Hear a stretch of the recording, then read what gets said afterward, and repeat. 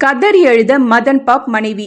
தமிழ் சினிமாவோட அடையாளமா இருந்தவர் தான் மதன் பாப். நடிகர், comedian, music composer, music program ஆர்கனைசர்னு மல்டி டாஸ்கிங் பண்ண மதன் பாபு தெரியாத 90s கிட்ஸ்களே கிடையாது.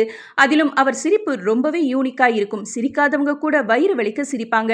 ஃப்ரெண்ட்ஸ் படத்துல அவரோட சுந்தரேசன் கேரக்டர் செம்மையா இருக்கும். டிவி ஷோக்களையும் தலை காட்டின மதன் பாப் கடைசி காலங்கள்ல சினிமாவில இருந்து விலகி இருந்தாரு.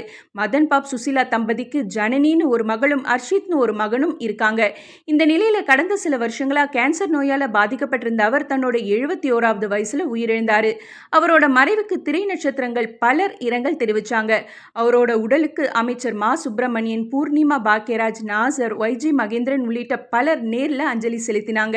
மகன் அர்ஜித் இறுதி சடங்குகளை செய்த போது மதன் பாப் மனைவி சுசீலா கதறி அழுதது அங்கிருந்த எல்லோரையும் கண்கலங்க வச்சது. 71 வயதுல உயிரிழந்த மதன் பாப்புடைய மறைவு அவரோட குடும்பத்துக்கு மட்டுமல்லாம திரைத்துறை மற்றும் இசைத்துறைக்கு பெரிய இழப்புதான்.